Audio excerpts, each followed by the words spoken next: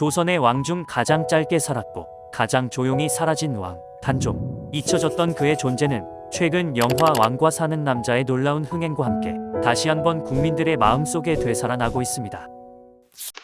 영화는 우리에게 감정을 남겼지만 역사는 문장을 남깁니다. 영화에선 미처 담지 못한 단종의 숨겨진 이야기들을 알아보겠습니다. 단종은 조선의 제6대 국왕으로 세조에 의해 노산군으로 강등되어 불렸지만 영화에서도 언급되었듯이 그의 본명은 이공휘였습니다. 대부분의 조선 왕들의 본명이 외자였던 것과는 달리 그의 이름은 왜 두 글자였던 걸까요? 조선에선 왕의 이름을 함부로 사용하지 못하는 피휘의 관례 때문에 그 불편함을 최소화하기 위해 왕위에 오르면 왕의 이름을 외자로 개명하곤 했는데 어머니 현덕왕후, 할아버지인 세조, 할머니 소헌왕후, 아버지였던 문종까지 연이은 상을 치르고 12세의 어린 나이로 즉위했지만 3년 만에 삼촌이었던 수양대군에게 왕위를 빼앗기기까지 혼란의 연속이었던 그였기 때문에 왕으로서 개명에 대한 논의조차 꺼내볼 여유가 없었다는 것이 그 이유로 추정되고 있습니다. 우리가 흔히 알고 있는 단종의 외모는 사실 2021년에 영월군이 제작한 추사어진으로 전주이씨 왕가 특유의 골격 특징과 실록을 통해 추정한 모습이긴 하지만 실제로 단종의 얼굴을 보고 그린 어진은 존재하지 않았는데요. 단종의 할아버지인 세종시기의 실록에 따르면 단종은 어린 시절부터 특히 눈동자가 총명하여 보는 이들로 하여금 감탄을 자아내게 했다는 식의 묘사가 등장합니다.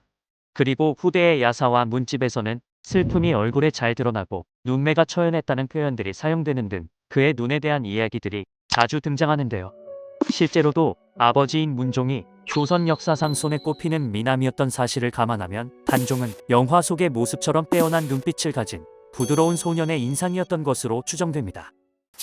단종이 수양대군에 의해 영월로 유배를 가게 된 후 극중에서 입맛을 잃은 단종에게 막둥 엄마라는 영월 주민이 다슬기국과 온갖 나물들을 요리해서 대접하는 모습이 그려지는데요.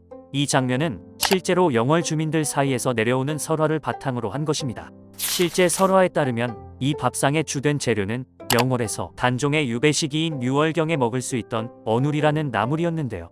이 나물은 특유의 향을 지니고 있는데 단종은 이 나물에서 유배로 헤어진 부인의 향이 느껴진다 말하며 식음을 전폐하던 중에도 젓가락을 댔던 거의 유일한 음식이라고 합니다. 그 후 어눌이 나물은 영월의 백성들 사이에서 임금에게 드리는 나물이라는 뜻의 어술이라는 이름으로 불렸다고 전해집니다. 앞서 언급했듯이 그에겐 영화에서 언급되지 않은 정실 부인이 있었습니다.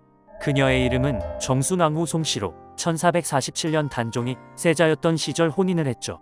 놀랍게도 이 혼인을 성사시킨 사람은 다름 아닌 수양대군이었는데요. 정순왕후의 아버지인 송현수를 이용해 단종을 감시하고 왕의 외처까지 자신의 편으로 두어서 철저히 단종을 고립시키겠다는 의도였습니다. 하지만 그의 불순한 의도와는 다르게 정순왕후는 시간이 지날수록 단종을 진심으로 아꼈다고 전해지는데요. 그녀는 단종이 영월로 유배를 가게 되면서 죄인의 부인이라는 이유로 노비로 전락했고 민담에 따르면 두 사람은 유배 전 청계천의 영도교에서 헤어진 이후 수양대군이 유배지에 있는 단종을 외부로부터 철저히 고립시키면서 다시는 만나지 못하게 되었다고 하는데요. 단종이 죽은 후에야 정순왕후는 앞산에 올라 영월을 바라보며 통곡했다고 합니다. 그녀는 출가 후 동대문 인근의 초가 집에서 머물렀는데 세조가 된 수양대군이 그녀에게 가끔 식량을 보내곤 했지만 정순왕후는 단 한 번도 그 식량들을 받지 않았다고 전해집니다. 그런 그녀를 걱정한 단종의 은혜였을까요?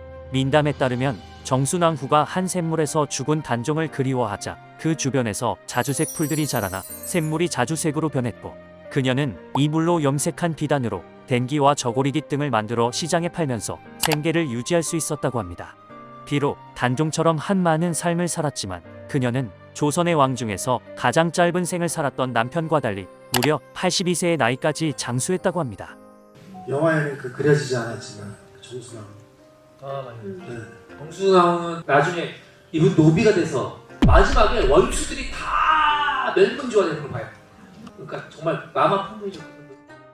한편 단종이 죽은 뒤 영월에선 단종이 태백산의 산신령, 즉 산의 신이 되었다는 믿음이 퍼지기도 했습니다.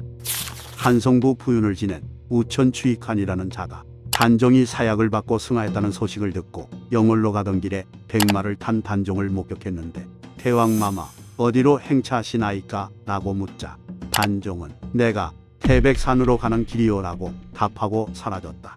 실제로 영월의 무속인들 중에는 태백산신 아기대왕이라는 조상신을 모시는 자들이 대를 이어 존재하는데 이 신의 정체가 바로 단종입니다.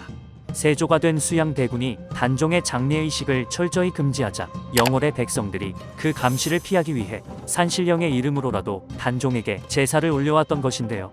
이 특별한 제사는 태백산신제라고 불리며 당시 민간의 제사의 식으로는 거의 유일하게 소를 잡아서 제사를 올리는 왕의 제사 절차로 진행되었다는 것이 그 증거라고 합니다. 태백산신제는 현재까지도 단종문화제라는 이름으로 매년 양력 4월 하순에 영월에서 진행되고 있습니다. 이처럼 단종은 많은 민담과 전설 속 이야기에서 특히 자주 등장하며 백성들의 기억 속에 전해져 내려왔는데요. 그는 조선에서 가장 짧게 살았던 왕이었지만 애민의 왕이었던 세종의 손자답게 백성을 아끼는 그 마음만큼은 얕지 않았다고 합니다. 어쩌면 백성들도 그런 그를 안타까워하며 그를 잊고 싶지 않았던 건 아닐까요?